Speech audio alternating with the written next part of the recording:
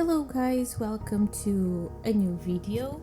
So the story of Tomb Raider 2 is undeniable, fascinating, and it's centered around Lara's search for the Dagger of Xian, an artifact with the power to turn its wielder into a dragon. However, the storytelling wasn't very developed, which was typical for the games of that time, as gameplay often took priority over narrative depth. Through my research, I've uncovered more details about some of the game's mysteries, and I will explain them to give you a better understanding of the story behind this classic adventure. The Dagger of Xian is a fictional artifact, but its story seems to be inspired by Chinese legends. Let's start with the search for immortality that Bartoli is looking for. The Emperor, I'm gonna say his name wrong, probably, Qin Shi Huang, an historical figure, seems to be a big inspiration. Despite his immense power and achievements, the Emperor, I'm gonna just call him Wang from now on, it's just easier. He was obsessed with the idea of immortality.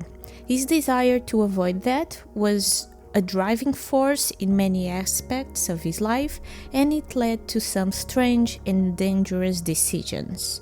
In an effort to achieve eternal life, the Emperor employed various alchemists and scholars to search for the mythical elixir of life. These alchemists used toxic substance in their potions, and some of them likely poisoned him without him knowing. There are historical records suggesting that Wang took those elixirs believing they would grant him immortality.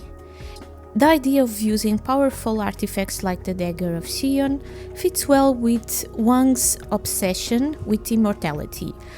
Wang's tomb, which houses the Terracotta Army, is an enormous and elaborate mausoleum. The tomb itself was designed to mimic the Emperor's palace, complete with rivers of mercury, likely a symbol of his desire for immortality, and various treasures and offerings for his afterlife. Another interesting thing is that he also expanded the Great Wall of China.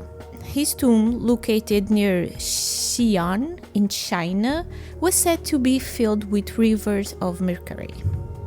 The Emperor believed that mercury could preserve his body or grant him eternal life. Some theories suggest that the mercury-filled tomb could symbolize an attempt into an otherworldly dimension, possibly even a metaphysical one that preserved his spirit after death. Do you remember the warriors that we find in the last levels? Before they come to life, I think they are inside a Jade burial suit that was preserving them.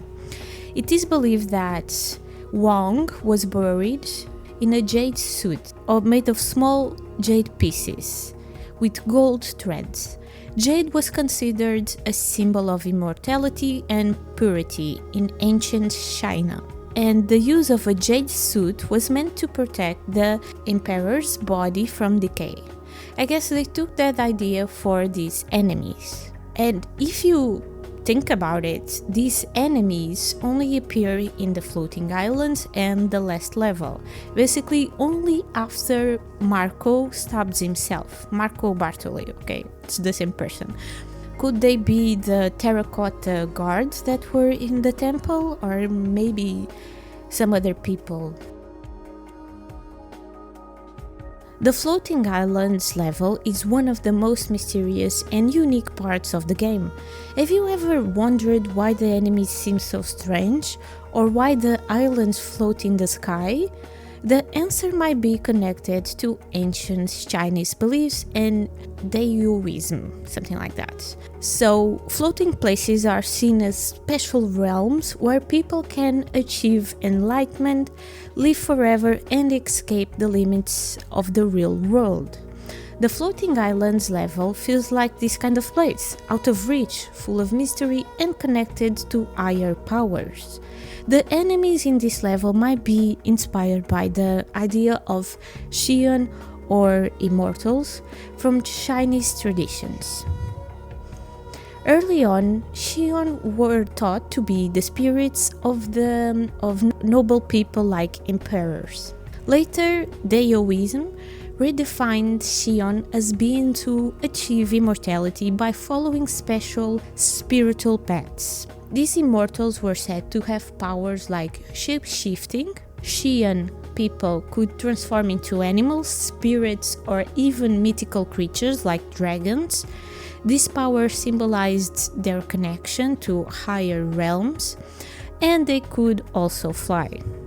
These ideas not only influence the setting but also tie into the villain of the game, Bartoli. At the end of Tomb Raider 2, after Lara's journey through the floating islands, Bartoli transforms into a dragon. This is a direct reference to the shape-shifting abilities of the Xian immortals. Just like the Xian, Bartoli gains immense power and freedom by changing his form.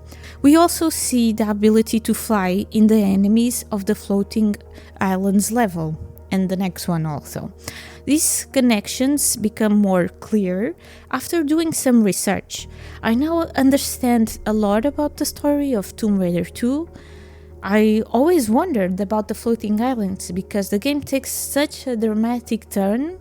One moment you are in a temple and the next you are in a place that feels almost like another dimension. Did you guys knew about these things? Let me know in the comments. I'm thinking if it makes sense to do more videos like this, maybe for Tomb Raider 1 and 3. I don't know if it makes sense. I would probably need to do some research, but I would also like to know if you guys would be interested in those type of videos. And like always, don't forget to leave a like to help the video reach more people and subscribe for more videos. Until next time, bye bye!